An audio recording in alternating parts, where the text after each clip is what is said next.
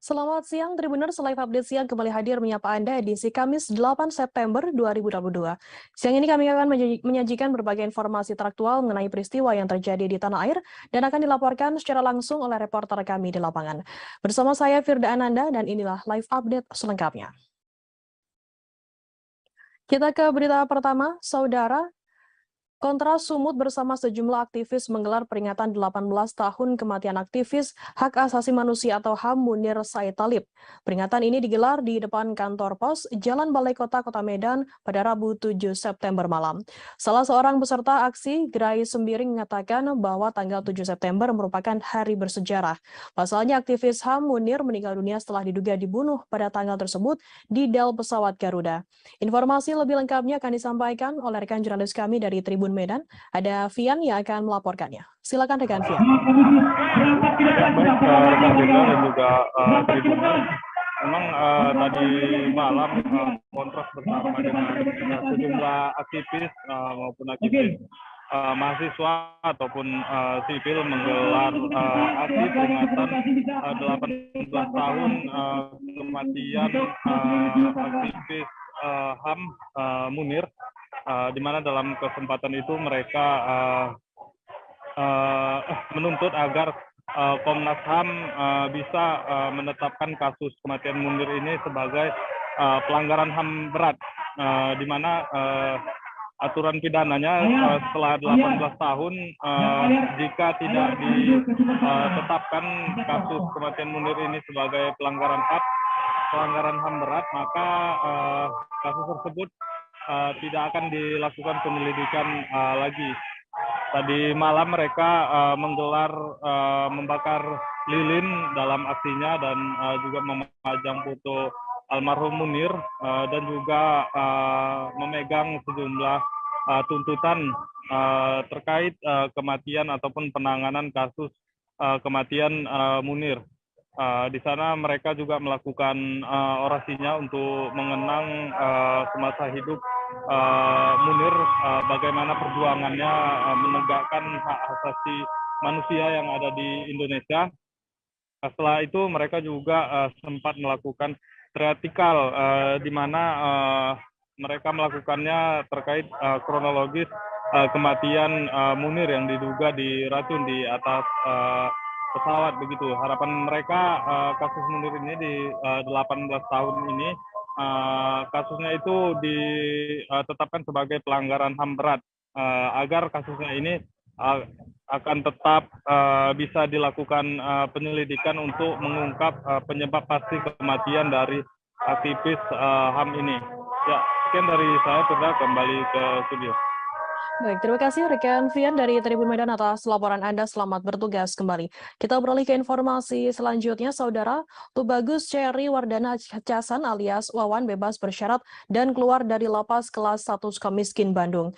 Wawan merupakan seorang narapidana korupsi yang mendapatkan pembebasan bersyarat atau PB Selasa 6 September. Ia bersama sekitar 23 narapidana korupsi lainnya mendapatkan pembebasan bersyarat dari Direktorat Pemasyarakatan Kemenkumham RI.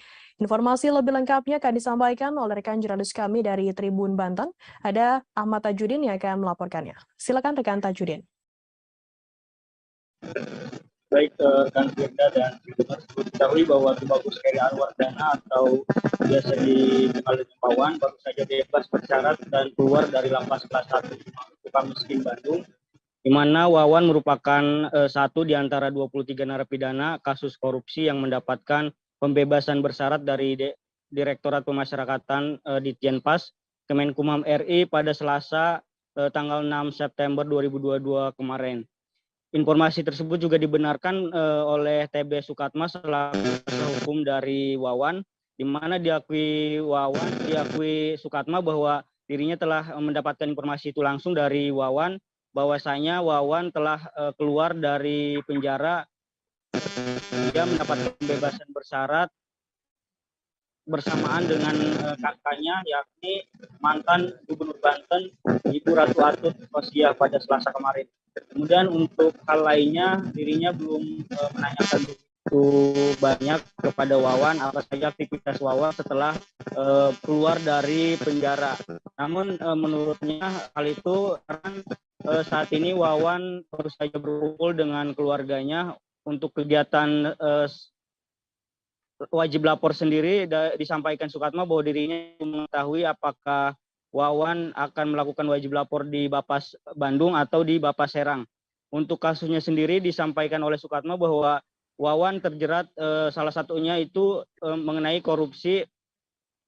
Ada beberapa kasus korupsi yang mengakibatkan Wawan di penjara. Di antaranya itu Wawan tersandung kasus korupsi pemerasan pengadaan alat kesehatan di Provinsi Banten, di mana dalam korupsi itu Wawan bersamaan dengan Ratu Atut Khosyah yang saat itu menjabat sebagai Gubernur Banten, dan keduanya dipenjara dengan hukuman. Untuk hukumannya sendiri tidak disampaikan dari Fatma, namun beberapa kasus korupsi yang menjerat dari terdakwa atau ya Wawan ini beberapa kasus sehingga dia dipenjara, namun saat ini sudah bebas, yaitu pembebasan bersyarat, sehingga setiap bulan sekali Wawan bersama dengan Atut harus melakukan wajib lapor juga. Ya, baik. Terima kasih rekan Tajudin dari Tribun Banten atas laporan Anda. Selamat bertugas kembali. Kita beralih ke informasi lainnya, Saudara. PJ Gubernur Bangka Belitung Ridwan Jamaluddin mengatakan pemerintah daerah sangat terhormat menjadi tuan rumah kelompok kerja Menteri Pembangunan G20 yang dilaksanakan pada 7 hingga 9 September di Belitung. Hal itu disampaikan pada pertemuan Development of Indonesia sebelum Ekonomi Roadmap di hadapan para delegasi G20 Belitung di Belitung pada Rabu 7 Juni lalu. Dikatakan PJ Gubernur Bangka Belitung Indonesia sedang berupaya untuk memajukan ekonomi birunya, terutama di Provinsi Bangka Belitung yang relevan atau sejalan dengan dicanangkannya oleh PBB didukung oleh pariwisata, teknologi, dan inovasi energi. Informasi lebih lengkapnya akan disampaikan oleh rekan jurnalis kami dari Bangka Pos. Ada Riki Pratama yang akan melaporkannya. Silakan rekan Riki. Baik, Firda dan pemirsa Tribuners dimanapun berada, benar bahwa PJ Gubernur Ridwan Jamaluddin pada kemarin tanggal Rabu tanggal 7 bulan 6 bulan 8 2022 menyampaikan bulan 9 September 2022 maksud kami menyampaikan dalam delegasi G20 yang dihadiri oleh 22 negara mengatakan bahwa tema dari ekonomi biru atau kemanfaatan lingkungan, terutama di lingkungan di perairan, sangat relevan dengan apa yang menjadi fokus pembangunan di Provinsi Bangka Belitung. Ia mengatakan bahwa Provinsi Bangka Belitung merupakan daerah kepulauan yang di mana hasil lautnya sangat melimpah. Selain itu, ia mengatakan bahwa perlu adanya investasi dan kerjasama antara 22 negara delegasi yang hadir di Belitung semenjak tanggal 7 sampai 9 September 2022. Yang mengharapkan dari kegiatan G20 ini akan ada kerjasama dan juga investasi untuk memajukan dan mengurangi angka inflasi di Bangka Belitung, terutama dari sektor kelautan yang dalam hal ini dari harga ikan yang sangat tinggi dan juga dari tiket pesawat yang menyebabkan inflasi terjadi di Bangka Belitung. Yang mengharapkan kerjasama dan isu yang dibahas pada G20 ini bermanfaat untuk masyarakat Bangka Belitung. Begitu, Firda. Ya, baik. Terima kasih rekan Riki Pratama dari Bangka Pos atas laporan Anda. Selamat bertugas kembali. Kita beralih ke informasi selanjutnya, Saudara. Sekitar 400 mahasiswa dari berbagai perguruan tinggi di Biren pada Rabu 7 September menggelar aksi damai menolak kenaikan harga BBM. Para mahasiswa juga membentangkan spanduk maupun kertas karton yang bertuliskan tolak kenaikan harga BBM. Para mahasiswa berorasi di ruas jalan depan gedung DPRK kemudian diperbolehkan masuk ke dalam dan duduk di halaman depan gedung Wakil Rakyat. Informasi lebih lengkapnya akan disampaikan oleh rekan jurnalis kami dari Surami News Indonesia, ada Yusmandin Idris yang akan melaporkannya. Silakan rekan Yusmandin. Ya, terima kasih Firda. Aksi damai mahasiswa sekitar 400 orang berjalan sekitar 3 jam lebih. Aksi dimulai sekitar pukul 9 WIB, bergerak dari Masjid Agung Kota Juang Biren, kemudian dipandu anggota Salantas ke halaman DPRK Biren. Di halaman DPRK Biren, para mahasiswa saling berorasi satu persatu, kemudian diizinkan masuk ke halaman gedung DPRK Biren. Dalam aksi yang mendapat pengawalan sekitar 125 anggota Polres Biren dan Satpol PP itu berjalan damai. Pada saat masuk di halaman gedung DPRK Biren, mahasiswa meminta Ketua DPRK Biren, itu Saudara Rusdi Mukhtar Esos, untuk tampil ke depan membacakan nota kesepahaman mereka. Dalam aksi tersebut, selain hadir Ketua DPRK Biren, juga hadir sejumlah anggota DPRK lainnya dan sejumlah pejabat termasuk Sekda Kabiren Insinyur Ibrahim MSC. Dalam permintaan untuk tampil naik ke atas pickup yang mereka bawa, itu diminta Ketua DPRD untuk membacakan nota kesepahaman yang sudah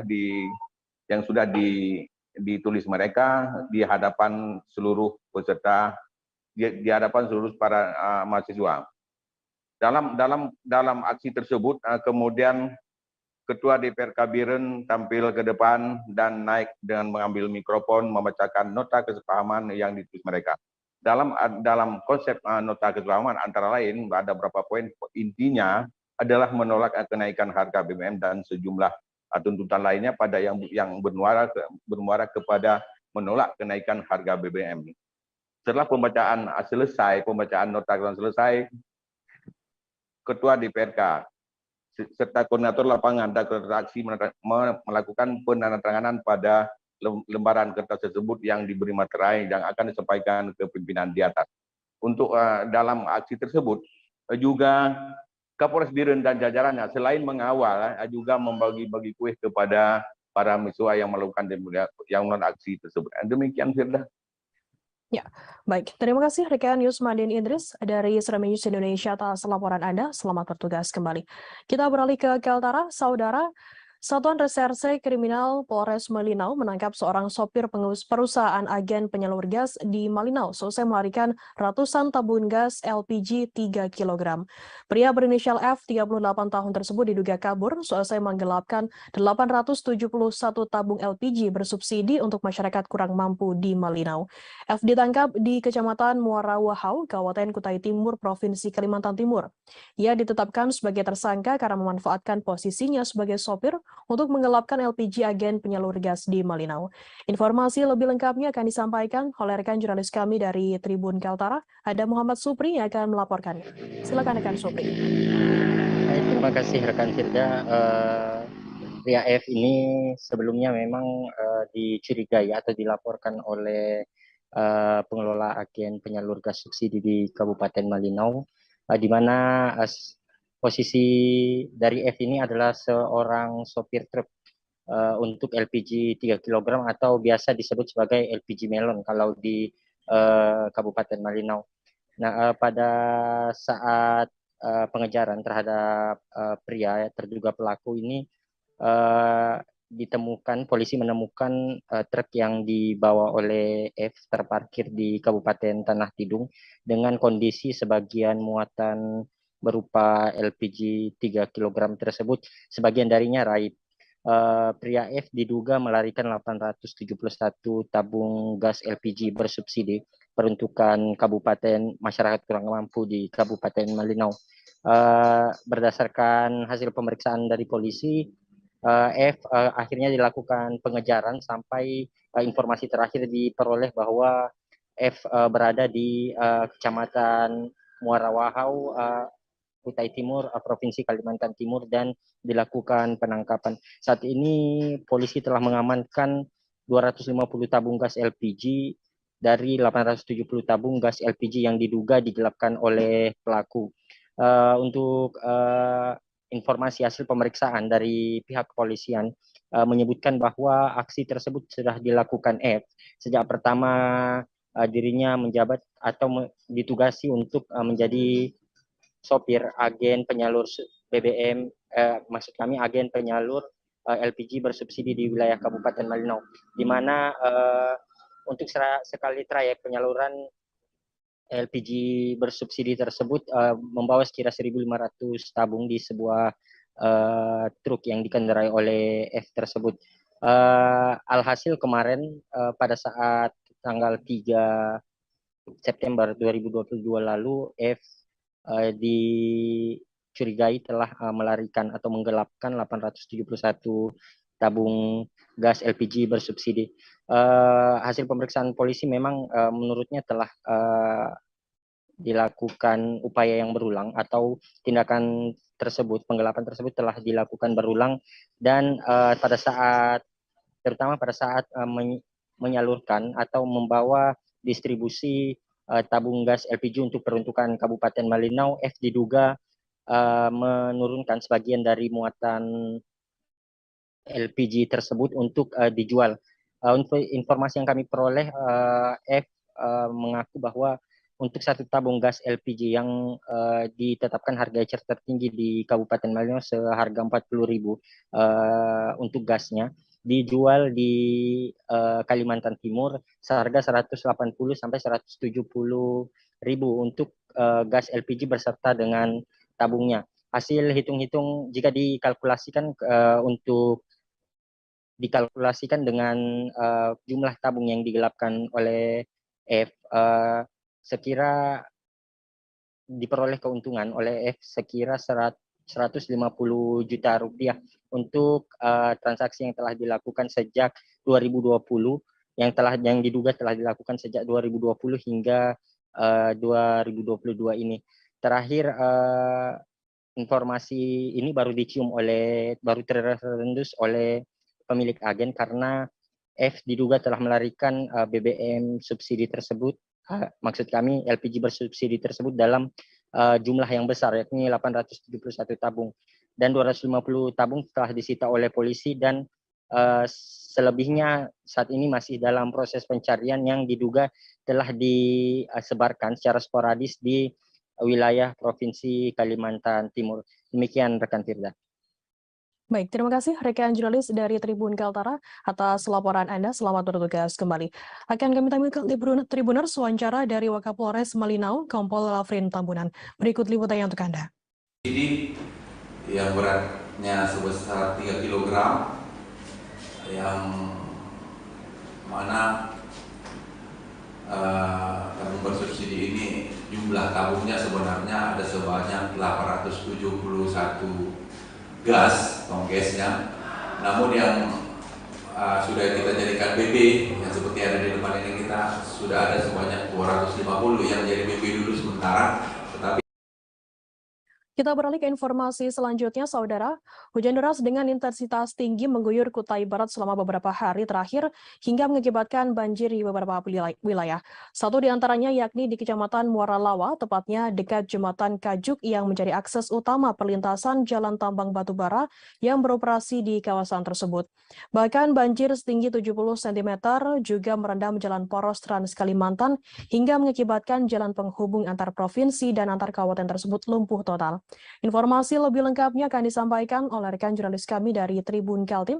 Ada Zainul yang akan melaporkannya. Silakan rekan Zainul.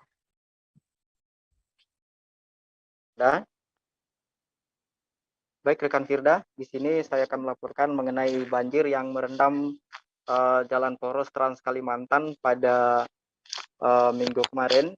Itu setidaknya membuat arus lalu lintas terputus total. Jadi ratusan pengendara terpaksa harus beralih mencari alternatif lain agar dapat tetap melintas di jalur tersebut.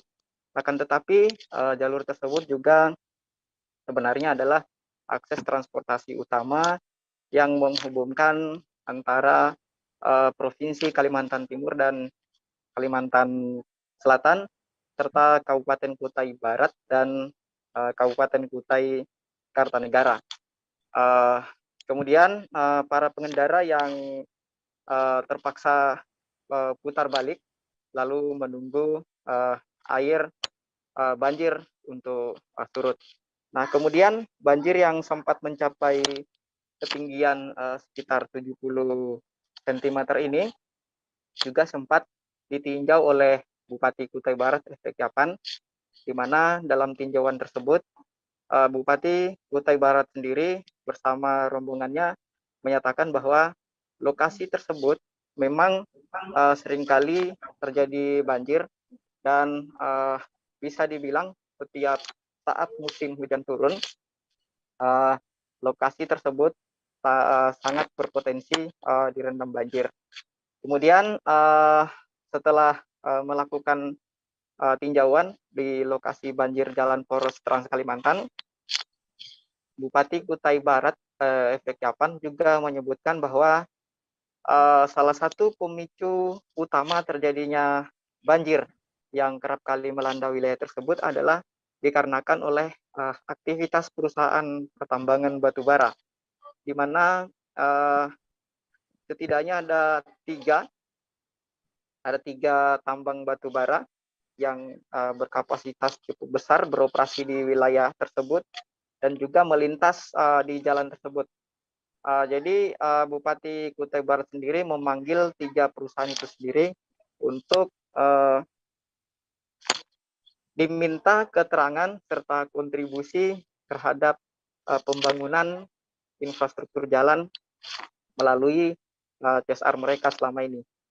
Jadi selain 3 perusahaan itu sendiri, juga ada beberapa perusahaan lain, diantaranya adalah PT Teguh Sinar Abadi atau TSA, kemudian PT Firman Ketaun Perkasa atau FKP, selanjutnya yang terakhir dari PT Trubaindo Coal Mining, di mana atau TCM ya, di mana TCM ini sendiri adalah salah satu perusahaan tambang batubara yang cukup besar dan memiliki cabang di mana-mana, dan yang paling banyak beroperasi adalah di wilayah Kalimantan Timur. Rencananya juga Bupati Efek Yapan akan melakukan pertemuan dengan pihak manajemen pertambangan, lalu juga akan melibatkan pihak DPRD. Jadi di situ akan dilakukan pembahasan terkait langkah apa yang akan dilakukan oleh pemerintah Kabupaten Kutai Barat sendiri untuk mengantisipasi terulangnya kembali peristiwa atau bencana banjir yang kerap kali melanda wilayah tersebut. Demikian Firda, untuk sementara kembali ke... Baik, terima kasih rekan jurnalis dari Tribun Kaltim atas laporan Anda. Selamat bertugas kembali. Kita beralih ke informasi selanjutnya, Saudara. Kondisi penerang jalan umum atau PJU di Jembatan Kembar di Jalan Lingkar 30, Kecamatan Batu Licin gelap gulita saat malam hari. PJU yang ada di jembatan tersebut sudah bertahun-tahun tak lagi disinari penerangan lampu. Ada beberapa faktor rusaknya penerangan jalan umum ini. Berdasarkan informasi yang dihimpun, pembangunan PJU tersebut sekitar tahun 2017 oleh Dinas PUPR dan dilimpahkan kewenangannya ke Dinas Perhubungan sekitar tahun 2020. Informasi lebih lengkapnya akan disampaikan oleh rekan jurnalis kami dari Banjarmasin Post, ada Man Hidayat yang akan melaporkannya. Silakan rekan Man Hidayat. Ya, baik. Terima kasih rekan Firda. Bisa kami laporkan di Kabupaten Tanah Bumbu, tepatnya di Jalan Lingkar.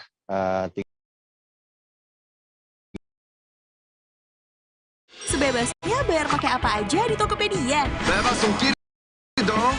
Bebas ongkir dong. 30 Batu Licin ada PJU Solar Cell yang dibangun sekitar tahun 2017 yang lalu. Dan saat ini sudah tidak berfungsi. Penyebab tidak berfungsinya karena sebagian atau rata-rata semua alat yang ada pada PJU Solar Cell itu telah dicuri oleh oknum yang tidak bertanggung jawab. Dan saat ini PJU itu sudah tidak bisa difungsikan selama beberapa tahun belakangan ini. Dan diketahui saat ini dinas atau pemerintah daerah masih belum melakukan perbaikan dengan alasan masih banyak titik yang menjadi prioritas. Dan titik ini memang kondisi jalan di tempat ini memang sepi dan terutama malam hari, sehingga potensi untuk terjadinya pencurian cukup tinggi. Dan sebelumnya di sini juga sudah ada dibangun jalur atau PJU manual, dan dengan kabel di bawah tanah ternyata juga dicuri oleh oknum yang tidak bertanggung jawab. Dan saat ini sekitar tahun 2020 kemarin pelakunya juga sudah ditangkap oleh jajaran kepolisian. Informasi dari Dinas Perhubungan terkait saat ini sedang dilakukan atau mencoba menganggarkan dan bila disetujui maka itu akan diperbaiki. Demikian ya yang bisa dilaporkan rekan Firda, kami kembalikan ke studio. Baik, terima kasih rekan Man Hidayat dari Banjarmasin Pos atas laporan Anda. Selamat bertugas kembali. Kita beralih ke informasi lainnya, Saudara. Reza Pratama bin Damris, 26 tahun, TKI Laos asal Oku Sumsel, yang sempat ditahan pihak investasi bodong karena dipekerjakan sebagai scammer, kini akhirnya dijemput oleh pihak KBRI Laos. Kabar ini disampaikan oleh Kadisnaker PLT Oku, Ivan Saputra, pada Kamis 8 September. Menurut Kadisnaker, pihaknya mendapat informasi dari Kedutaan Besar Republik Indonesia di Vientiane, Laos, mengenai pekerja migran bermasalah tersebut. Kemudian KBRI Vientiane, Laos melakukan evakuasi pada 7 September 2022 sore. Informasi lebih lengkapnya akan disampaikan oleh rekan jurnalis kami dari Sriwijaya Pos, ada Leni Juwita yang akan melaporkannya. Silakan rekan Leni. Baik Firda, terima kasih. Dari Kota Batu Raja, Kabupaten Ogan Komering Ulu, Provinsi Sumatera Selatan, dapat kami laporkan kasus tenaga kerja asal Indonesia, asal Kabupaten Ogan Komering Ulu, Provinsi Sumatera Selatan yang tertahan di Provinsi Bokio, Laos. Atas nama Reza Pratama dan Tiara, sebelumnya tertahan di salah satu perusahaan investasi bodong yang kemudian menjadi masalah. Keduanya ditahan karena berbagai alasan. Kita informasikan masalah itu sudah berlangsung sejak awal Agustus, kemudian baru diketahui oleh KBRI Vientiane, Laos pada pertengahan bulan Agustus. Sebelumnya Reza sudah berupaya meminta bantuan ke berbagai pihak, namun sayangnya jalur yang ditempuh mungkin kurang tepat karena mereka tidak langsung menghubungi KBRI Vientiane di Laos. Setelah KBRI Vientiane Laos mendapat informasi, kemudian mereka melakukan upaya untuk membebaskan kedua tenaga kerja asal Sumatera Selatan ini dari penyanderaan yang dilakukan oleh pihak tempat dia dipekerjakan, yaitu di wilayah Golden Triangle Special Economic Zone di Provinsi Bokio. Kita informasikan pula bahwa keduanya sebenarnya bukan kedua, ada 5, tapi Reza Pratama dan Tiara. Nah, keduanya diusahakan agar terlebih dahulu keluar dari penyanderaan dari pihak perusahaan investasi bodong yang mempekerjakan kedua TKI asal Indonesia ini. Kedua, mereka berhasil dikeluarkan oleh imigrasi Laos pada tanggal 3 September 2022. Selanjutnya ditempatkan di salah satu mes di bawah pengawasan imigrasi Laos. Barulah tanggal 5 sampai tanggal 7 kemarin pihak KBRI Vientiane Laos berhasil melakukan terhadap tenaga kerja asal Indonesia yang tertahan tempat penyanderaan atau tempat ditahannya 5 warga negara Indonesia ini tempatnya sangat jauh, itu sekitar 800 km atau dalam jarak tempuh 14 jam dari KBRI Laos.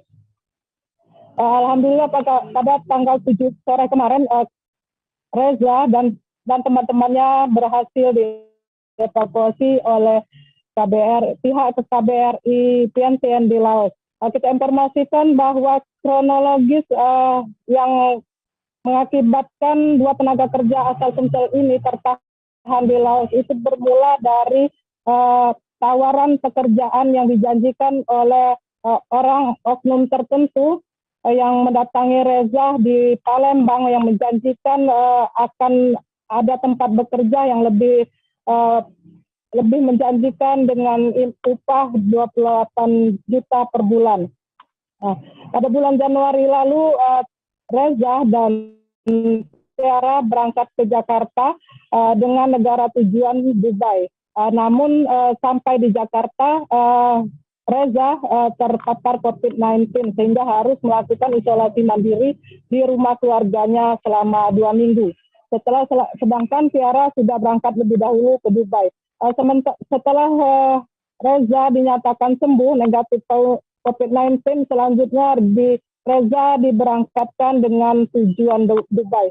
Namun sayangnya negara tujuan tadi bukannya ke Dubai tetapi ke Thailand.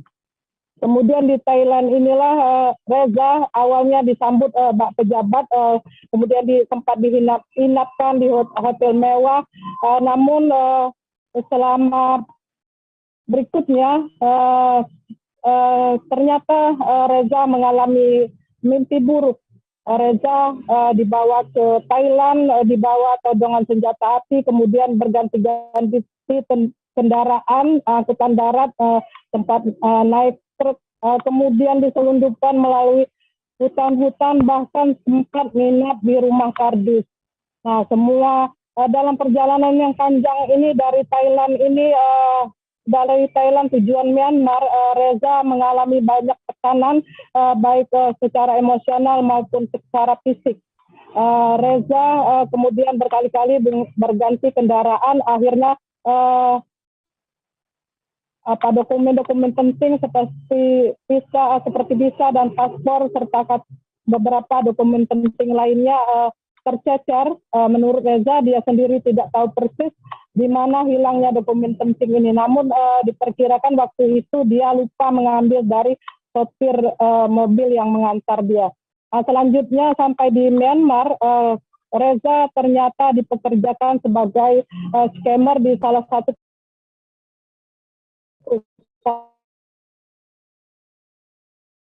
perusahaan investigasi bodong yang Reza sendiri tidak tahu nama. Mimpi buruk mulai dialami oleh Reza. Dia harus bekerja full 17 jam per hari, kemudian dengan upah yang tidak sebanding. Apabila Reza melakukan kesalahan atau tidak memenuhi target, kemudian dia akan menjalani hukuman fisik. Kita informasikan bahwa Reza dipekerjakan sebagai scammer yang bertugas untuk merayu beberapa wanita-wanita yang berasal dari beberapa negara yang kemudian diajak bergabung untuk investasi. Nah, setelah beberapa waktu berjalan, Reza tidak memenuhi target, kemudian Reza menjalani hukum fisik seperti mulai dari harus push up, kemudian lari-lari, lalu mengelilingi menaik gedung dari lantai 1 sampai lantai 15. Hukuman ini membuat Reza sangat tersiksa baik secara fisik maupun psikologis. Kemudian dia meminta bantuan ke beberapa pihak. Akhirnya pada tanggal 3 September lalu Reza berhasil dijemput, Reza dan beberapa temannya berhasil dijemput oleh imigrasi Laos, Provinsi Bokeo, kemudian berhasil dikeluarkan dari tempat dia ditahan. Namun masih berada di sekitar lokasi tempat pertama dia dipekerjakan. Selanjutnya pada tanggal 5 atas pertahanan dari staf KBRI,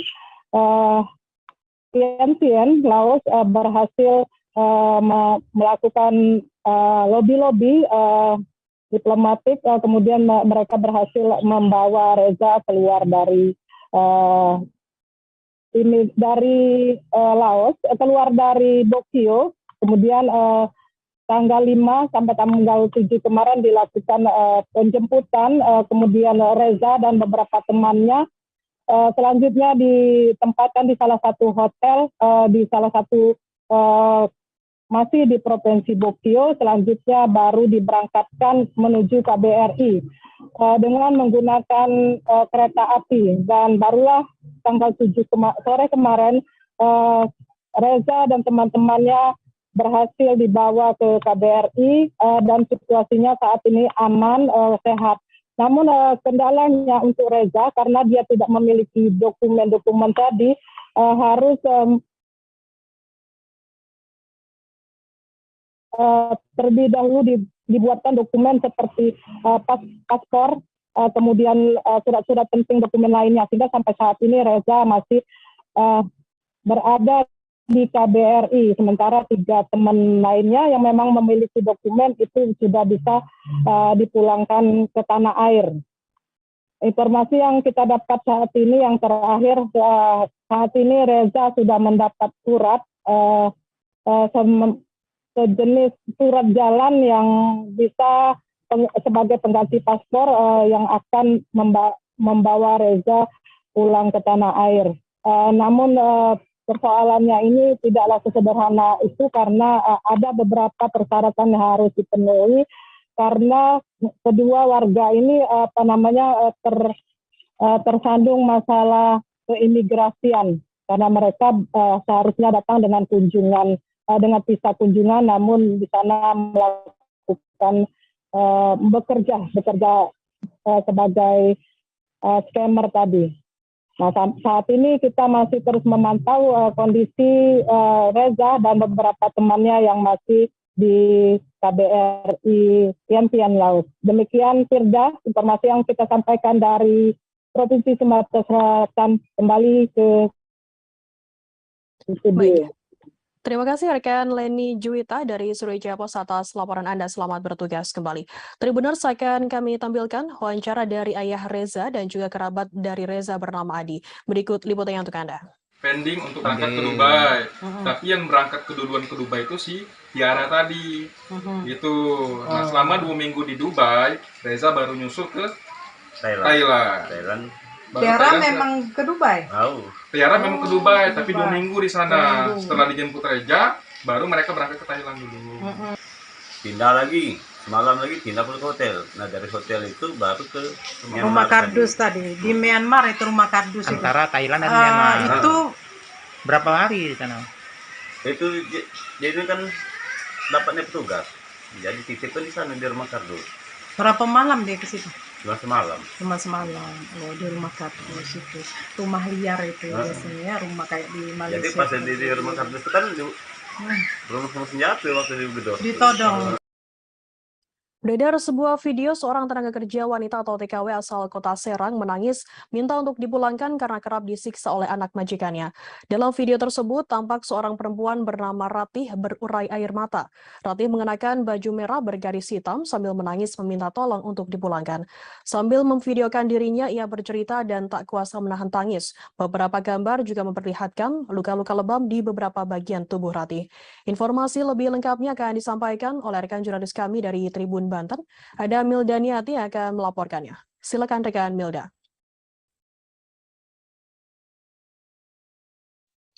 Ya, terima kasih rekan Firda, reporter tribunbanten.com Milda Niati melaporkan bahwa TKW bernama Ratih asal kampung Ketileng, Kelurahan Tritih, Kecamatan Walantaka, Kota Serang, tak kuasa menahan tangis berurai air mata bahwa dirinya sudah tidak kuat lagi menahan penyiksaan yang dialaminya dari kedua anak majikannya berusia 8 tahun dan 12 tahun di Riyadh, Arab Saudi.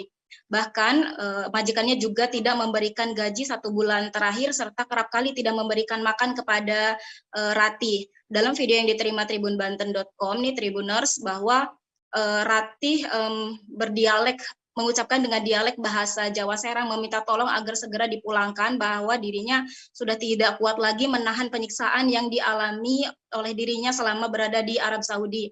Bahkan dalam beberapa foto yang diterima Tribun Banten terlihat beberapa luka lebam yang ada di tubuh Ratih serta juga luka biru di kaki sebelah kanan dan kuku jarinya mengelupas. Ratih tercatat sudah mendapatkan penyiksaan dari kedua anak majikannya itu sejak bulan Mei tahun 2022. Sementara Ratih berangkat ke Arab Saudi sejak bulan September tahun 2021. Ratih merupakan anak pertama dari 4 bersaudara pasangan Santinah dan juga Tabrani Tribuners. Perlu diketahui juga bahwa Ratih adalah seorang janda dengan memiliki 2 orang anak berusia 7 tahun dan juga 4 tahun. Ratih resmi bercerai dengan suaminya asal Bojonegara tahun 2021, sehingga itulah yang menjadi latar belakang penyebab Ratih nekat pergi menjadi TKW di Arab Saudi. Awalnya Sabihi menjelaskan selaku adik Ratih bahwa pihak keluarga sempat meragukan kepergian Ratih Naik Grab, semua bisa keep calm. Kalem kayak Raffi. Kalem, kejar meeting. Kalem, nyampe sebelum bel. Kalem, OTD-an. Kalem, beli ayam buat di sayur. Semua bisa keep calm kayak Raffi. Cus, pesan Grab sekarang. Ke Arab Saudi, namun lantaran Ratih sudah bertekad sehingga dengan berat hati pihak keluarga mengizinkan Ratih untuk pergi ke Arab Saudi. Sementara Ratih berada di Arab Saudi, kedua anaknya dititipkan kepada kedua orang tua Ratih. Bahkan Sabihi juga menceritakan bahwa Ratih sempat bercerita pada bulan Mei bahwa dirinya sudah mendapatkan penyiksaan dari kedua anak majikannya serta kerap kali dimarahi. Bahkan Ratih juga menceritakan bahwa dia tidak mengetahui sebab kesalahan yang dilakukannya lantaran tidak ada sebab tersebutlah kedua anak majikannya sering menganiaya Ratih. Dari pihak keluarga juga meminta agar Ratih segera dipulangkan ke Indonesia lantaran pihak keluarga juga tak kuasa melihat video Ratih yang beredar serta tidak bisa membayangkan penyiksaan yang dialami oleh Ratih selama berada di Arab Saudi. Bahkan kedua orang tua Ratih, Santinah dan Tabrani sampai saat ini tidak bisa tertidur pulas lantaran memikirkan nasib anaknya di luar negeri tersebut. Sementara itu juga Tribuners bahwa pihak keluarga sudah melaporkan dugaan penganiayaan yang dialami oleh Ratih kepada Lembaga Pengaduan TKI. Nah, perlu diketahui juga nih Tribuners bahwa Sekjen Garda Buruh Migran Indonesia Wilayah Banten, Hafiz, menerangkan bahwa pihaknya sudah mengawal peristiwa ini agar Ratih segera dapat dipulangkan ke Indonesia. Bahkan pihaknya juga sudah berkoordinasi dengan pihak sponsor keberangkatan Ratih ke Arab Saudi untuk segera dipulangkan. Bahkan pihak sponsor juga berjanji akan memulangkan Ratih ke Indonesia. Hafiz juga menjelaskan bahwa sebelum video Ratih menangis lantaran disiksa dan viral tersebut, pihak sponsor sempat meminta uang ganti rugi sebesar 45 juta kepada pihak keluarga Ratih. Namun lantaran video Ratih menangis tersebut beredar sehingga pihak sponsor tidak jadi meminta uang ganti rugi kepada pihak keluarga dan berjanji akan memulangkan Ratih ke Indonesia. Ratih akan dipulangkan paling lambat sekitar di awal bulan Oktober, nih Tribuners. Perlu diketahui juga nih Firda dan Tribuners bahwa pihak keluarga juga sangat menantikan kepulangan Ratih untuk segera berkumpul bersama dengan keluarga di rumah. Sekian Firda yang dapat dilaporkan dari reporter tribunbanten.com, Mileniati, dan saya kembalikan ke studio. Baik, terima kasih rekan Milda dari Tribun Banten atas laporan Anda. Selamat bertugas kembali. Kita beralih ke Jawa Tengah, Saudara. Seorang pria diketahui tenggelam di area genangan Waduk Kedung Ombo pada Rabu 7 September sekira pukul 13.30 waktu Indonesia Barat. Kabar tersebut dibenarkan oleh Kapolres Sragen AKBP Peter Yanutama melalui Kapolsek Sumber Lawang Ibtu Joko Warsito. Lokasi tenggelam tepatnya berada di Dukuh Jurang Gandul, RT 24 Desa Ngargotirto, Kecamatan Sumber Lawang, Kabupaten Sragen, Jawa Tengah. Sedangkan korban ialah Mardianto Haryadi, 38 tahun, warga Dukuh Ngeringin, Desa Kebon Romo, Kecamatan Ngerampal, Sragen. Informasi lebih lengkapnya akan disampaikan oleh rekan jurnalis kami dari Tribun Solo. Ada Septiana Ayu Lestari yang akan melaporkannya. Silakan rekan Septi. Ya, Firda, selamat siang Tribuners. Sebelumnya pada hari Rabu tanggal 7 September tahun 2022 lalu sekitar pukul 1:30 siang diketahui seorang pria ditemukan dalam kondisi meninggal dunia di area genangan Waduk Kedung Ombo yang ada di Desa Ngargotirto, Kecamatan Sumber Lawang, Kabupaten Sragen. Diketahui pria tersebut bernama Mardianto Haryadi, berusia 38 tahun, warga Dukuh Ngeringin, Kecamatan Kebon Romo, maksud saya Desa Kebon Romo, Kecamatan Ngerampal, Kabupaten Sragen. Kabar tersebut dibenarkan oleh Kapolsek Sumber Lawang Ibtu Joko yang mewakili Kapolres Sragen AKBP Peter Yanutama. Kronologi kejadian tersebut diawali ketika korban berangkat dari rumahnya yang ada di Desa Kebon Romo, Kecamatan Ngerampal, berangkat sekitar pukul 5:30 pagi dan sampai di area Waduk Kedung Ombo untuk kegiatan memancing ikan. Dan pada saat jam makan siang, korban bergantian dengan sesama teman pemancing lainnya untuk menepi untuk beristirahat makan siang. Kemudian saat hendak kembali memancing ke tengah area genangan Waduk Gedongombo, korban diketahui terpeleset dan kemudian tenggelam.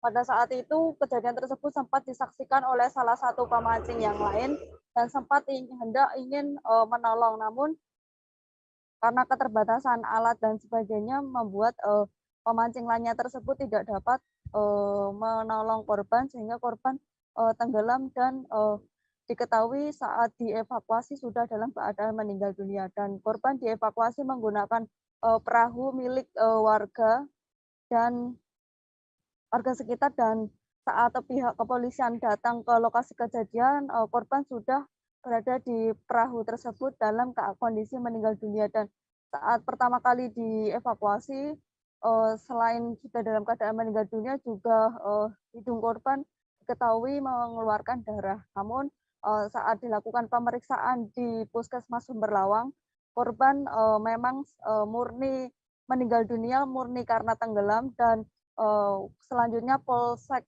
Sumberlawang menyerahkan jenazah korban ke rumah duka yang ada di Desa Kebonromo untuk langsung dilanjutkan pemakaman, dan keluarga menerima hal tersebut sebagai musibah dan musibah karena tenggelam tersebut, sehingga tidak dilakukan proses selanjutnya atau proses otopsi dan sebagainya. Dan memang di Waduk Gedongombo sendiri sering digunakan oleh warga untuk memancing ikan, terutama di area genangan Waduk Gedongombo yang memiliki kedalaman tidak terlalu dalam.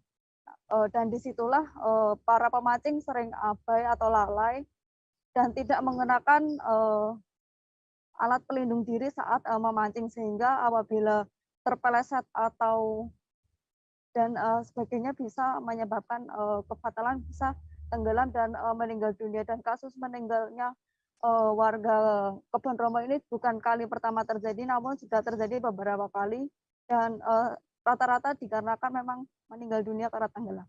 Begitu, Firda.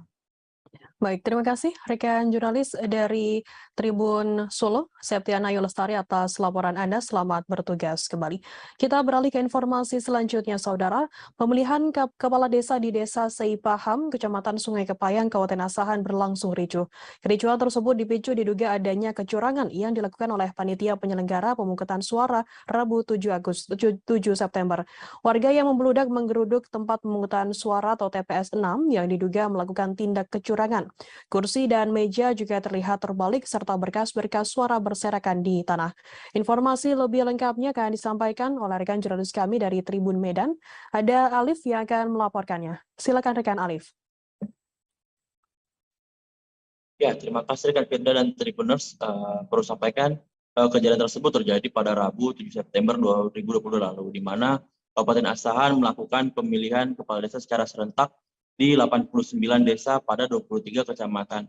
Nah, untuk Desa Seipahang sendiri terjadi di TPS 6, di mana tepatnya di Dusun 3 dan Dusun 4. Di situ warga menduga terjadi kecurangan yang dilakukan oleh panitia pemungutan suara, di mana masyarakat menduga bahwasanya paslon atau calon nomor 2 yang merupakan petahana atau incumbent sengaja menaruh petugas atau pegawai kantor desa untuk memenangkan dirinya. Nah, di situ selain dari hal tersebut, warga juga menduga bahwasanya calon petahana ini melakukan tindak kecurangan dengan cara membuka surat suara tanpa disaksikan oleh saksi-saksi dari calon lainnya.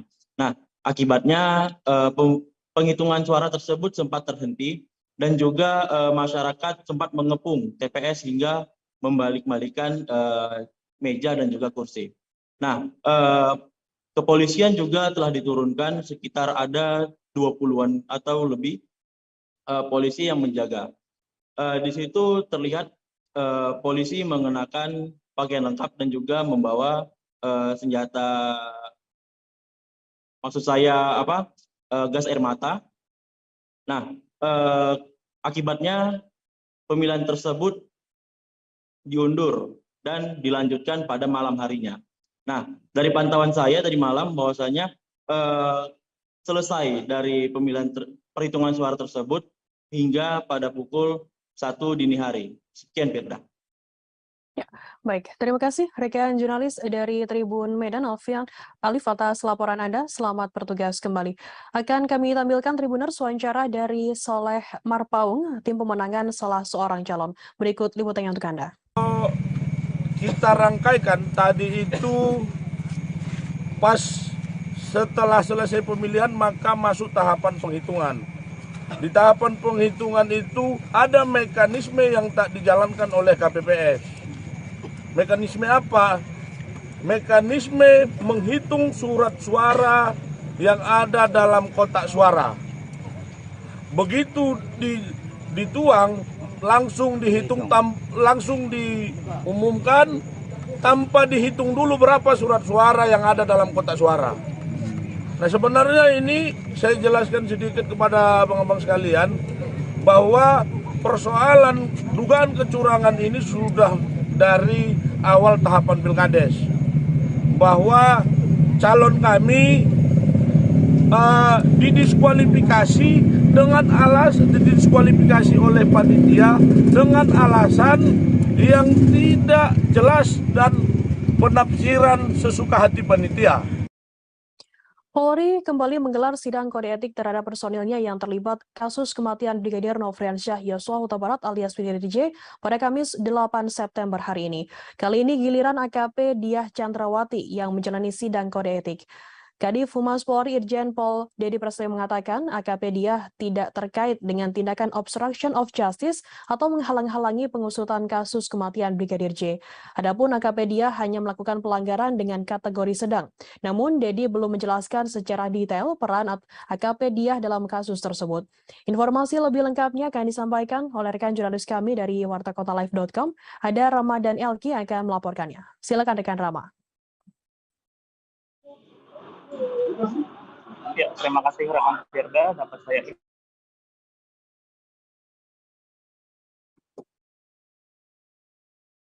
informasikan bahwa saat ini langsung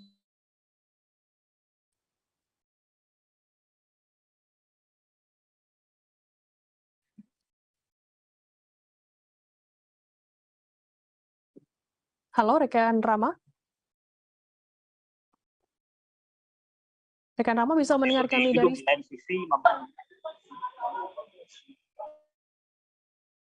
Halo rekan Rama.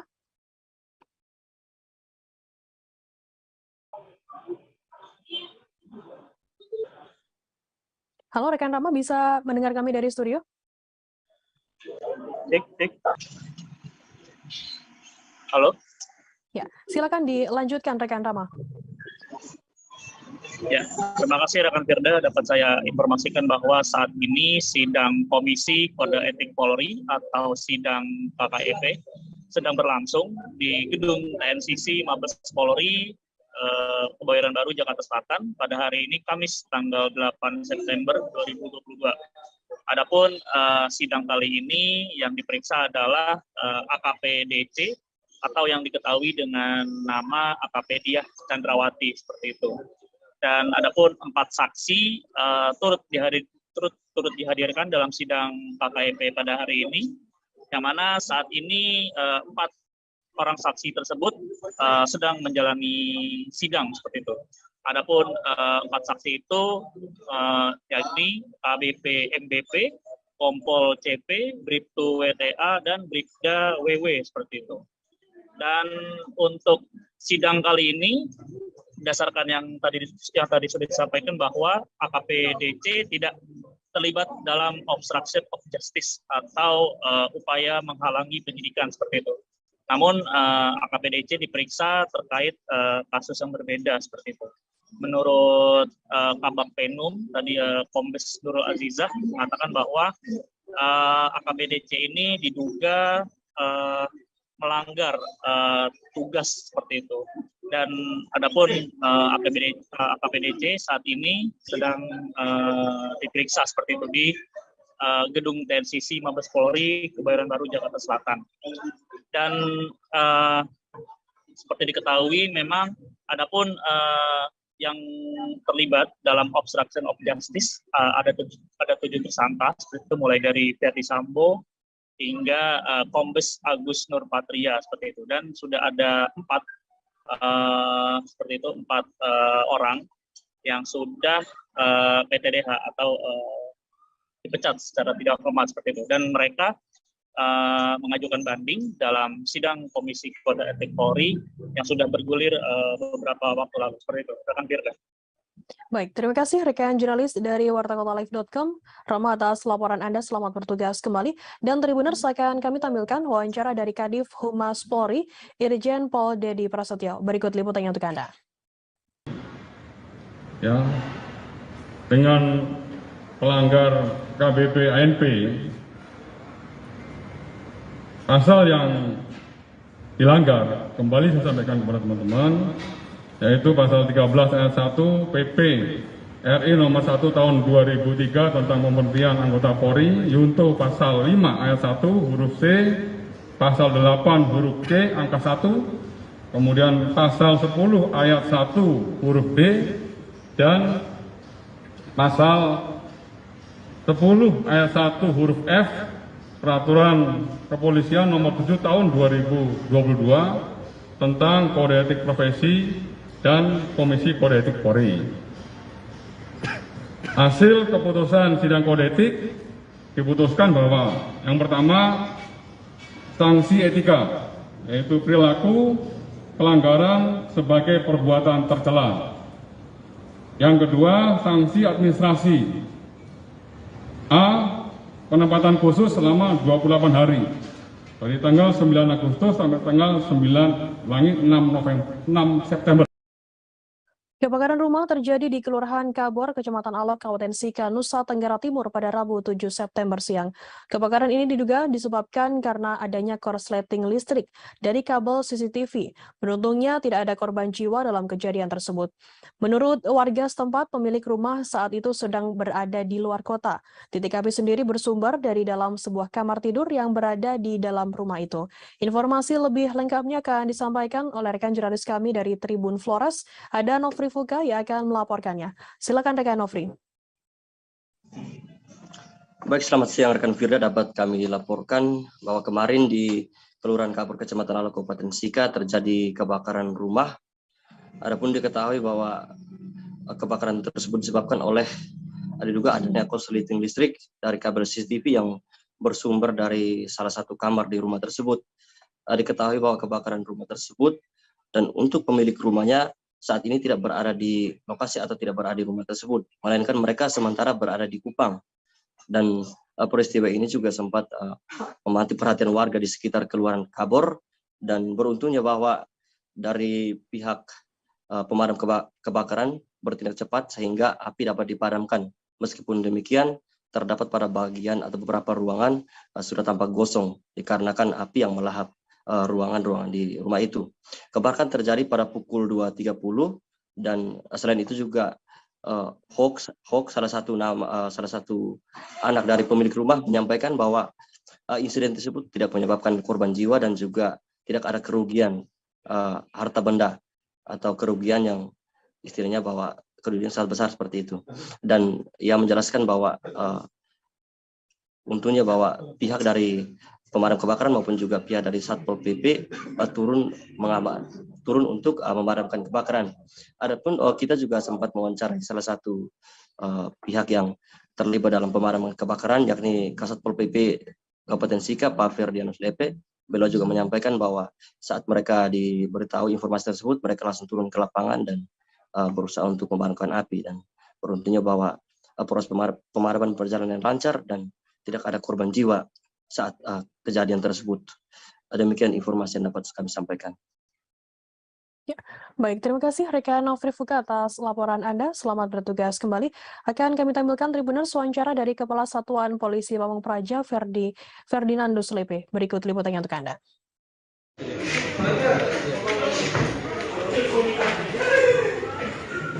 Selamat sore Bapak, mungkin bisa dijelaskan terkait dengan peristiwa kebakaran hari ini, kira-kira bagaimana kronologisnya? Ya, ini setelah kita mendapatkan telepon dari Polsenda, kita lakukan respon. Setelah kita kendalikan api, sumber apinya dari mungkin pos ganti kamar, ya. ada beberapa yang kita tadi, tidak terlihat dari AC-nya yang ada colokannya itu ataukah dari MCB-nya, juga ada beberapa bahan-bahan yang mudah terbakar yang ditempatkan dekat dengan tempat kejadian api itu, sehingga ini yang merambat. Baik, kalau untuk informasi yang Bapak dapat, apa saja yang kerugian yang diberikan di sini? Mungkin secara material kita belum lihat betul ya, karena kita bisa kendalikan api sumber. Dan Direktorat Kriminal Khusus Polda Jambi dan Polres Muaro Jambi menggerebek sumur minyak ilegal yang berada di Unit 7 Desa Bukit Subur, Bahar Selatan, Muaro Jambi, Selasa 6 September. Sebanyak 11 tersangka diamankan petugas di titik ini. Terdapat puluhan kolam penampungan dan sumur ilegal di lokasi tersebut. Di atas sambaran lahan perkebunan sawit yang ditaksir sekira 5 hektar itu tampak pondok-pondok dibangun pemilik sumur sebagai tempat untuk berteduh atau menginap ketika proses pengeboran minyak ilegal berlangsung. Di kawasan ini sendiri diperkirakan terdapat 50 titik sumur lengkap dengan mesin rig yang digunakan untuk proses pengeboran. Informasi lebih lengkapnya akan disampaikan oleh rekan jurnalis kami dari Tribun Jambi, ada Aryo Tondang yang akan melaporkannya. Silakan rekan Aryo. Baik, terima kasih Gerda dan selamat sore Tribuners. Kami informasikan memang pada hari Selasa kemarin sebanyak 11 orang diamankan Direktorat Kriminal Polda Jambi terkait aktivitas illegal drilling atau tepatnya sumur minyak ilegal yang berada di Bahar Selatan. Nah, ini merupakan tindakan atau tindak lanjut daripada Polda Jambi dalam melakukan penertiban sumur-sumur minyak ilegal yang berada di wilayah Provinsi Jambi, khususnya di daerah-daerah. Nah, setelah beberapa waktu lalu menindak di kabupaten lain, kali ini Reskrim Polda Jambi kembali menindak sumur minyak yang berada di Bahar Selatan. Ada pantauan di Tribun pada hari Rabu saat terjun langsung ke lokasi bersama Reskrim Polda Jambi. Kawasan ini cukup terdampak lingkungan atau mengalami kerusakan yang cukup parah akibat aktivitas ilegal ini, di mana puluhan kolam sumur, kemudian juga alat-alat mesin untuk pengeboran tampak nyata berada di lokasi, kemudian kondisi tanah itu hitam pekat. Di lokasi juga cukup terasa aroma-aroma BBM yang masih mentah. Nah, setelah melakukan penangkapan, kemudian pihak kepolisian memasang garis polisi di sejumlah barang bukti, baik mesin rig, kemudian mesin genset, sepeda motor, dan beberapa barang bukti lainnya. Ini kemudian akan ditarik sementara ke Polsek terdekat, kemudian untuk dibawa kembali ke Polda. Karena memang lokasi ini cukup, atau medan di lokasi cukup sulit, karena cukup becek saat datang hujan dan kondisi jalan yang terjal sehingga menyulitkan petugas. Ini juga wajib menurunkan petugas khusus untuk proses pembongkaran karena memang cukup banyak di lokasi ini. Bahkan di sepanjang mata melihat, sudah di titik ini, panjang kawasan atau lahan itu terdapat puluhan pondok sehingga memang meskipun berada di dalam kawasan hutan tetapi ini cukup ramai nampaknya. Nah, ini merupakan tindak lanjut dan kita akan menunggu kembali keterangan dari Polda Jambi apakah kemudian akan mendapat pemodal utama daripada aktivitas ini. Mungkin demikian, Fir. Kembali ke studio. Baik, terima kasih rekan Aryo Tondang dari Tribun Jambi atas laporannya. Selamat bertugas kembali. Akan kami tampilkan Tribuners wawancara dari Direskrimsus Polda Jambi, Kombes Pol Kristiantori. Berikut liputannya untuk Anda. Iya, betul ini. Jadi proses kegiatan illegal drilling yaitu mereka menemukan dan mencari minyak-minyak mentah ini. Kemudian nanti setelah minyak mentah ini diperoleh, ditaruh dalam kolam-kolam, ya, kolam-kolam ini. Kemudian nanti setelah itu minyak ini dibawa dan diolah ke tempat istilahnya di sini dimasak, ya, yaitu di daerah Bayung, dikenal dengan minyak bayat. Nah, itu nanti diolah di sana, dimasak di sana, kemudian keluarlah minyak yang sudah diolah dari hasil kegiatan illegal drilling sini. Baru itu yang biasa diperjualbelikan, diperdagangkan di masyarakat. Oke. Kalau boleh dibilang berarti dalam satu hari itu berapa banyak biasanya orang ini? Ya, kalau kita lihat dengan kondisi yang ada ini tidak menutup kemungkinan Komunitas Kaliku memanfaatkan aliran sungai di Desa Pakisaji, Kecamatan Pakisaji, Kabupaten Malang untuk menghasilkan energi listrik dari sumber alternatif. Ketua Komunitas Kaliku Sugeng Widodo menjelaskan listrik dihasilkan dari putaran turbin yang digerakkan oleh arus air. Gerakan tersebut memutar dinamo hingga terjadi konversi gerakan menjadi listrik. Menurut Sugeng, listrik yang dihasilkan dari turbin belum begitu besar. Kata ia, listrik dari turbin sederhana tersebut hanya menghasilkan listrik tak lebih dari 100 watt. Informasi lebih lengkapnya akan disampaikan oleh rekan jurnalis kami dari Surya Malang, ada Erwin Wicaksono yang akan melaporkannya. Silakan rekan Erwin.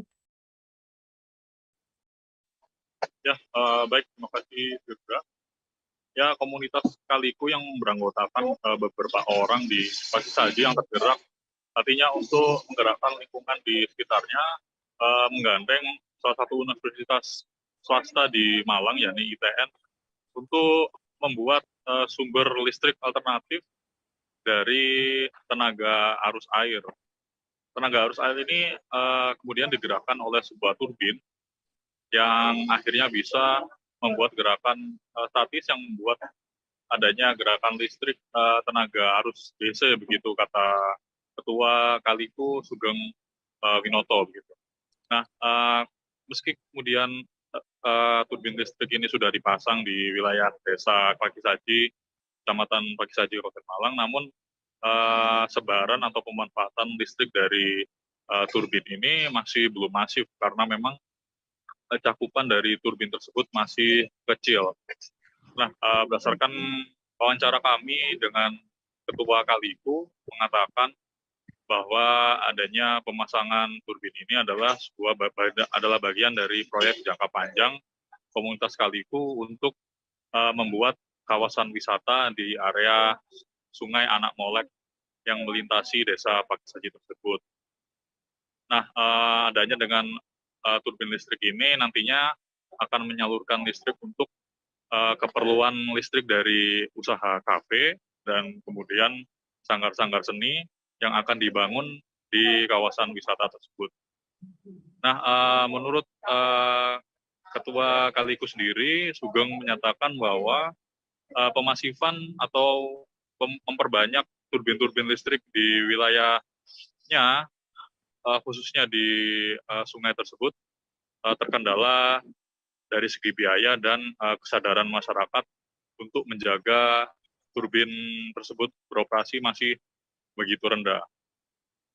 Kata Sugeng sendiri, untuk membangkitkan listrik dari turbin tersebut, ia kerap terkendala oleh banyaknya sampah yang menyumbat aliran turbin sehingga listrik tidak bisa hidup, dan Sugeng terpaksa membersihkan sendiri aliran sungai tersebut dengan tenaganya secara sukarela agar turbin dapat hidup kembali.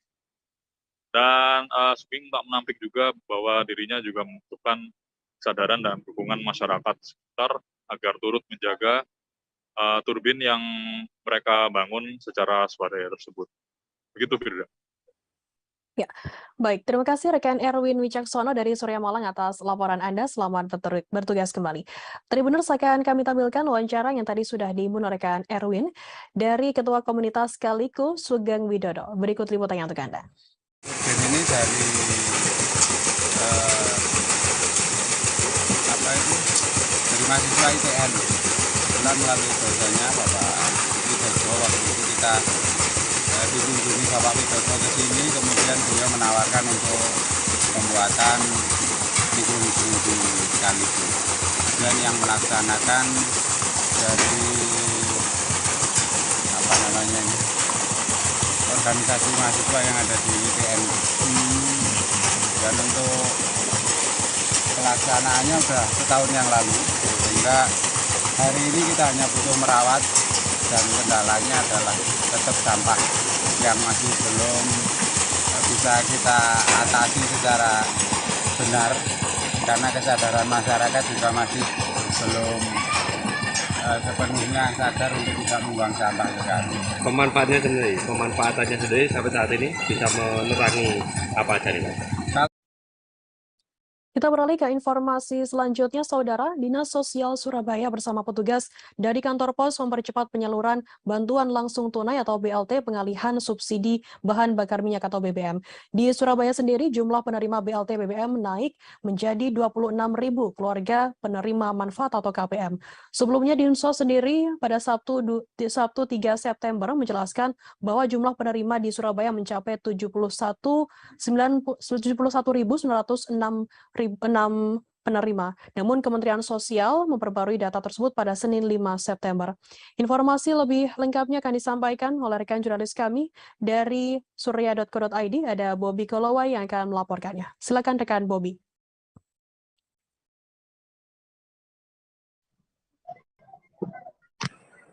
Ya, Firda. Halo Firda. Ya, silakan rekan Bobby.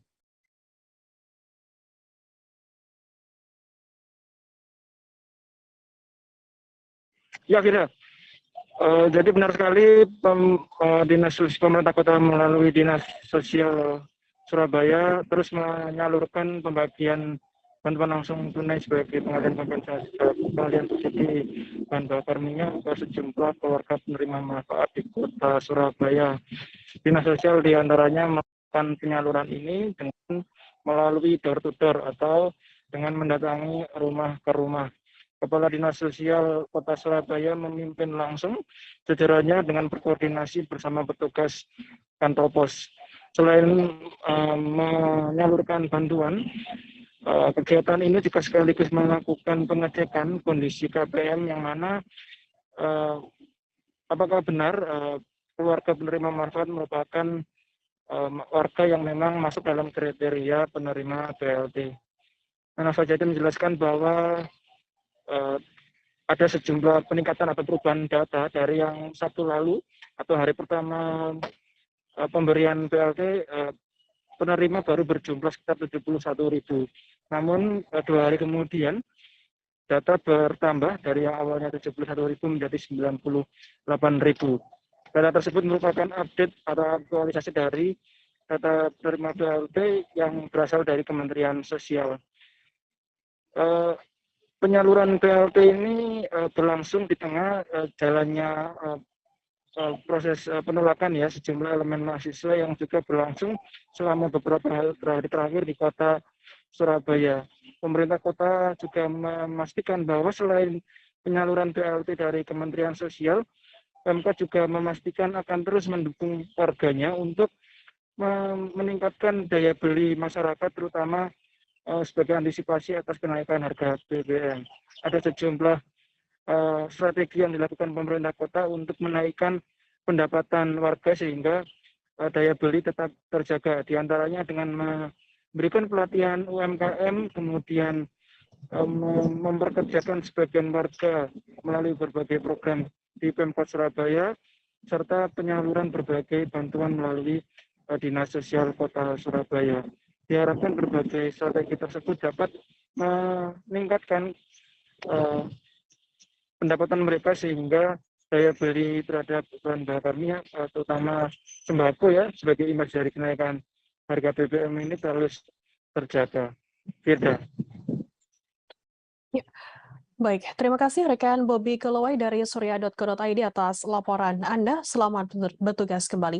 Akan kami tampilkan Tribuners wawancara dari Kepala Dinas Sosial Surabaya, Anna Fajriatin. Berikut liputannya untuk Anda. Ya, jadi gini teman-teman, hari ini kita melakukan door to door untuk yang kedua kali, yang di wilayah cabang utara kemarin sudah, sekarang ada di cabang selatan bersama teman-teman kantor pos dan juga teman-teman kelurahan dan pendamping.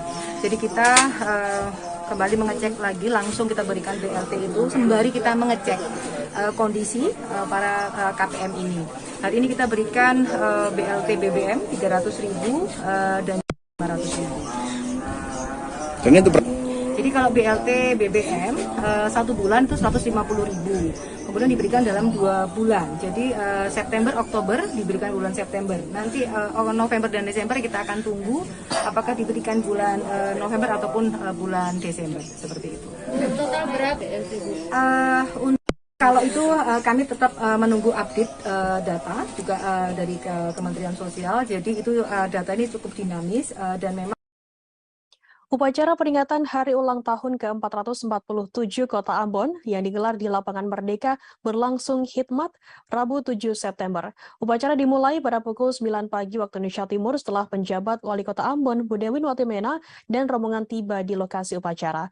Sempat disertai hujan rintik, namun upacara tetap berjalan aman. Penjabat Wali Kota Ambon, Budewin Watimena, bertindak sebagai inspektur upacara dan Kepala Bagian Tata Pemerintahan Sekretariat Kota Ambon, Alfian Lewenus, bertindak sebagai kapitan.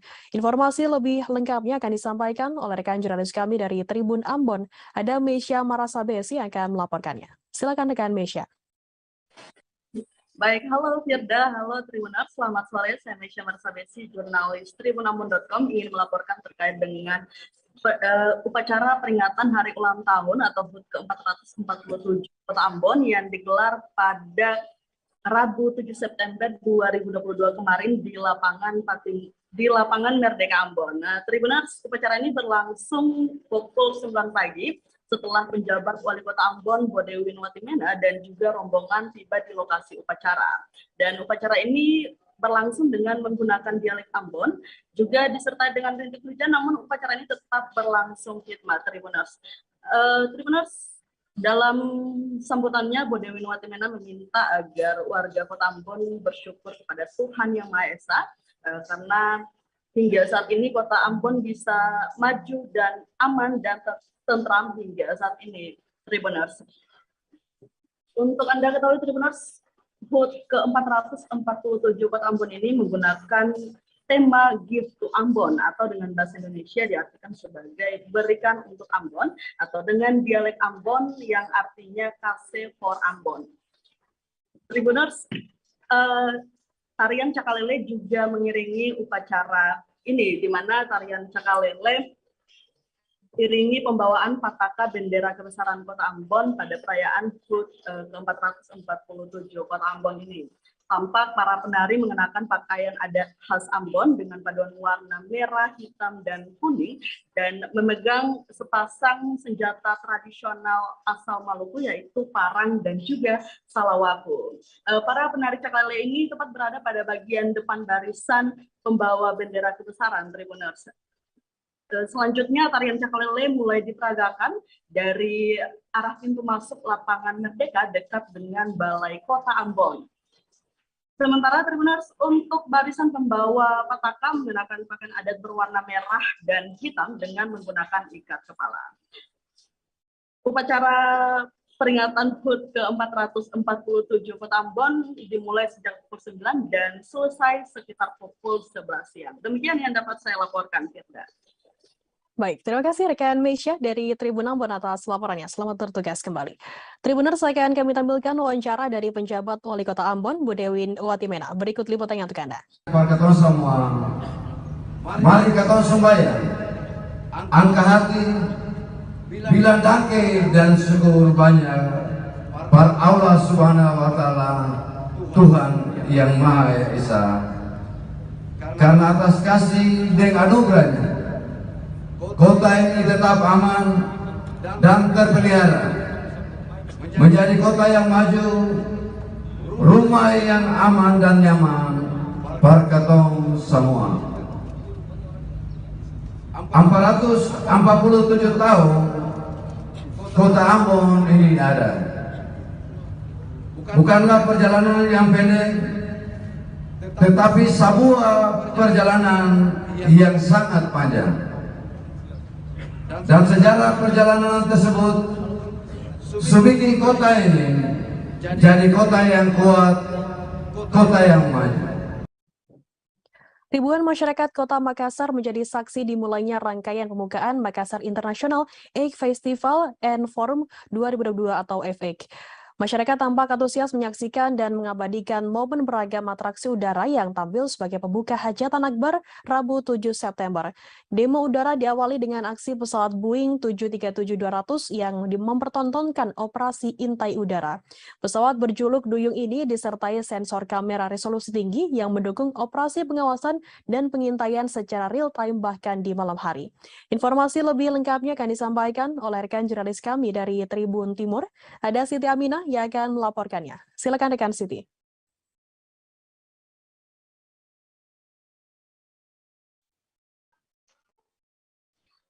Baik, dan Tribun dimanapun kalian berada dapat saya sampaikan bahwa memang pada saat pembukaan Makassar International Festival and Forum atau yang 8 yang dilangsungkan di Anjungan Pantai Losari pada Rabu 7 September 2020 kemarin berlangsung sangat meriah dan masyarakat sangat antusias menyaksikan pembukaan F8 tersebut karena diwarnai dengan beragam atraksi. Nah, salah satu atraksi yang dilakukan adalah beberapa yang dilakukan misalnya demo udara.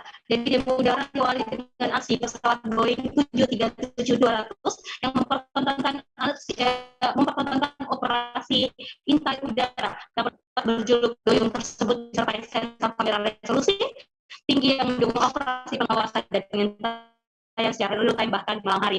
Nah, atraksi selanjutnya dengan operasi mobilitas udara dengan pesawat C-130 Hercules kemudian melibatkan 18 penerjun pasukan komando gerak cepat TNI Angkatan Udara dari Skuadron Udara 33 Lanut Sultan Hasanuddin yang terjun dari ketinggian 8.000 kaki. Nah, setelah itu operasi SAR oleh helikopter NAS 332 Super Puma beraksi dengan mendemonstrasikan aksi penyelamatan korban dengan teknik hoist. Akhirnya pesawat ditempur Sukhoi pun beraksi. Nah, 2 unit Sukhoi 27 akan melakukan manuver crossover disusul dengan aksi simulasi penyerangan dengan teknik speed attack pada pembukaan F8 di Anjungan Pantai Losari kemarin, dan ini sangat berlangsung meriah. Setelah atraksi demo udara tentunya juga dilakukan beberapa rangkaian seremonial pembukaan acara di Anjungan Pantai Losari. Nah, pembukaan F8 ini dihadiri oleh banyak sekali pejabat-pejabat teras negara seperti Menteri Pariwisata dan Ekonomi Kreatif Sandiaga Uno yang langsung membuka acara F8 di Anjungan Pantai Losari. Hadir juga Wakil Menteri Desa Pak Budi Ari, kemudian hadir juga Gubernur Jawa Barat Ridwan Kamil, hadir pula Wali Kota Bogor Bima Arya dan puluhan kepala daerah yang ada di Indonesia turut menyaksikan kemeriahan pembukaan Makassar International Festival and Forum yang berlangsung di Anjungan Pantai Losari. Nah, pada saat pembukaan kemarin, saat malam hari setelah atraksi yang dilakukan harinya, tentu banyak rangkaian acara yang dilangsungkan. Para tamu-tamu VIP yang datang dijamu dengan sangat baik oleh Wali Kota Makassar dari pemantau. Mereka menaiki kapal pinisi, diajak untuk berkeliling Anjungan Pantai Losari dengan kapal pinisi. Nah, di kapal pinisi tersebut mereka dijamu dengan baik, juga disambut dengan beberapa penampilan tradisional atau atraksi tradisional dari pegiat seni yang ada di Kota Makassar. Menaiki perahu pinisi, mereka datang ke lokasi pembukaan acara F8 saat malam hari, di mana juga ada beberapa kegiatan atau rangkaian acara yang berlangsung pada malam hari itu, dan tentunya sebagai bentuk penghargaan Wali Kota Makassar dari pemantau kepada para tamu spesial tersebut, mereka diberikan badik khas Sulawesi Selatan, tentunya kepada Menteri Pariwisata Ridwan Kamil, kemudian diberikan juga kepada Ketua APEX Wali Kota Bogor Bima Arya, juga diberikan kepada Wakil Menteri Desa Pak Budi Ari. Dan Tribuners dalam gelaran pembukaan F8 kemarin juga dihadiri beberapa penampilan spektakuler dari penyanyi tanah air. Salah satunya adalah yang sempat menghibur warga Makassar atau warga Sulawesi Selatan secara khususnya di pembukaan Festival 8 kemarin. Baik, Firda. Baik, terima kasih rekan Siti Aminah dari Tribun Timur atas laporan Anda. Selamat bertugas kembali. Kita beralih ke informasi selanjutnya, Saudara. Baru-baru ini pemerintah mengumumkan kenaikan harga bahan bakar minyak Sabtu 3 September. Berbagai reaksi akan kebijakan tersebut bermunculan. Tak terkecuali dari para mahasiswa, ada yang menolak keras kenaikan harga BBM, namun di sisi lain ternyata ada juga mahasiswa yang lantang mendukung kenaikan harga BBM ini. Satu di antaranya adalah mahasiswa Lombok Institut Teknologi atau LIT yang berlokasi di Kecamatan Lenek, Lombok Timur yang secara tegas mendukung kenaikan harga BBM, mulai dari harga BBM bersubsidi Pertalite dan Solar hingga BBM non-subsidi Pertamax. Informasi lebih lengkapnya akan disampaikan oleh rekan jurnalis kami dari Tribun Lombok, ada Ahmad Wawan yang akan melaporkannya. Silakan rekan Wawan. Ya, terima kasih rekan Firda. Memang benar nih ya beritanya terkait tentang ada satu mahasiswa yang mensupport apa yang menjadi kebijakan pemerintah pusat terhadap kenaikan harga BBM. Padahal kalau kita melihat di lapangan tentu banyak sekali mahasiswa yang protes begitu terhadap kenaikan harga BBM. Namun tidak demikian dengan mahasiswa yang ada di Universitas Lombok Institut Teknologi, Lombok Institut Teknologi atau LIT yang ada di Lenek, Kecamatan Sikur, Kabupaten Lombok Timur, di mana mereka dengan tegas begitu mensupport apa yang menjadi kebijakan pemerintah dalam hal menaikkan harga BBM. Tentu supportnya ini tidak hanya sebatas omongan saja, namun tentu ada dasar dari apa yang mereka sampaikan, di mana dilihat dari bagaimana kemudian ini merupakan langkah yang paling realistis menurut mereka yang harus diambil oleh pemerintah pusat, melihat dari bagaimana anjloknya minyak dunia pada saat ini. Terlebih lagi mereka melihat pada tahun 2022 di mana APBN ini menjadi satu beban dari negara Republik Indonesia, di mana seperti yang kita ketahui kompensasi APBN untuk BBM itu di tahun 2022 ini meningkat, di mana meningkatnya itu 3% begitu. Di mana dari angka 4,5 triliun rupiah sekarang meningkat menjadi 504,5 triliun rupiah. Itu ada peningkatan yang cukup besar, yakni 3% begitu.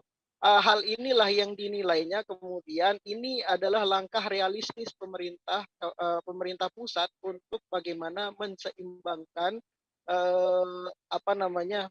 perekonomian negara lebih kita baru-baru saja bangkit dari pandemi COVID-19 begitu. Di samping itu juga ini adalah upaya pemerintah untuk membuat peredaran BBM bersubsidi ini merata, karena menurut mereka di tahun kemarin itu BBM bersubsidi kebanyakan dinikmati, 70%-nya itu dinikmati oleh masyarakat menengah ke atas. Dengan demikian, dengan kebijakan kenaikan BBM kemudian dibarengi dengan berbagai peraturan dalam hal ini adalah Pertamina, bagaimana kemudian hal ini dilakukan pemerintah untuk membuat BBM ini menjadi tepat sasaran. Di Pertamina sendiri kita ketahui Tribuners dari diatur begitu yang 150 cc kendaraan sekarang kan itu diatur diatur untuk konsumsinya, di mana kendaraan yang 150 cc ke bawah itu bisa menikmati Pertalite, sedangkan yang kendaraan yang 150 ke atas itu diusahakan untuk mengarah pada pengisian bahan bakar untuk jenis Pertamax. Selanjutnya dia juga di samping itu dia meminta penyesuaian harga BBM itu benar-benar dilakukan dengan baik begitu, serta kemunculan agar nanti kemunculan kasus-kasus kebocoran terkait tentang subsidi tidak kembali terulang seperti yang selama ini terjadi, Tribuners. Bagaimana kemudian nanti dia juga meminta supaya pemerintah dalam hal ini harus serius begitu dalam mendistribusikan pengalihan subsidi untuk rakyat kecil begitu. Lebih-lebih pengawalan dari masyarakat juga nilainya sangat penting untuk memantau pendistribusian pengalihan subsidi melalui program bantuan langsung tunai. Begitu Tribuners. Firda. Baik, terima kasih rekan Wawan dari Tribun Lombok atas laporan Anda. Selamat bertugas kembali. Kita beralih ke informasi selanjutnya, Saudara. Nurjanah, 31 tahun, warga Desa Bunten Barat, Kecamatan Ketapang, Kabupaten Sampang, Madura ditangkap anggota Satres Narkoba Polres Pamekasan lantaran kedapatan membawa sabu-sabu. Perempuan yang berprofesi sebagai biduan di Pamekasan itu ditangkap di pinggir jalan Desa Campor, Kecamatan Propo, Kabupaten Pamekasan, Madura pada Senin 22 Agustus sekira pukul 11 malam waktu Indonesia Barat. Kapolres Pamekasan AKBP Rogib Trianto mengatakan NJ alias Nurjanah ditangkap karena sebagai pengedar narkoba. Dari tangan NJ sendiri, anggotanya mengamankan barang bukti sabu-sabu seberat 2,01 gram. Akibat perbuatannya, NJ dikenai pasal 114 ayat 1 Undang-Undang RI nomor 35 tahun 2009 tentang narkotika dengan ancaman hukuman 5 hingga 20 tahun penjara atau seumur hidup. Perempuan yang akrab disapa Jenny itu mengaku sudah sekitar 15 tahun mengonsumsi sabu-sabu. Hingga saat ini ia mengaku merasa kecanduan. Jenny juga menceritakan 2 kali gagal berkeluarga. Akibat perbuatannya, perempuan kelahiran 1991 itu harus mendekam di balik jeruji penjara dengan meninggalkan anaknya yang masih duduk di bangku kelas 5 SD. Akan kami tampilkan Tribuners wawancara dari Kapolres Pamekasan AKBP Rogib Trianto.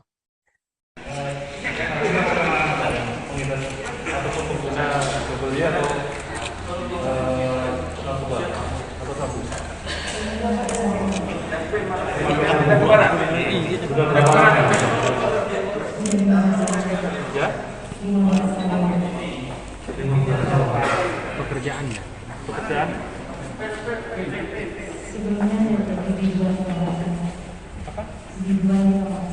Oh, penyanyi ya? LC. Untuk kira-kira ini sudah kecanduan atau gimana? Sudah 15 tahun masih sudah berkeluarga?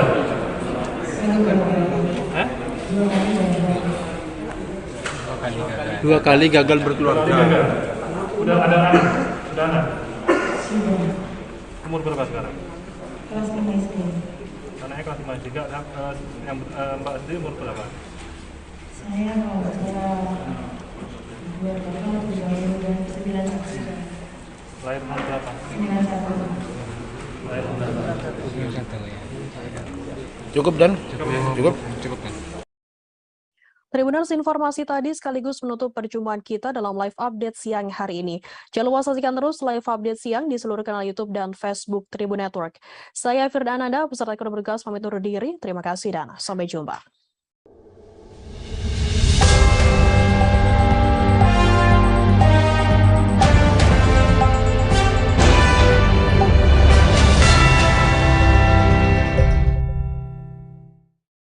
Jangan lupa like, subscribe, dan share ya!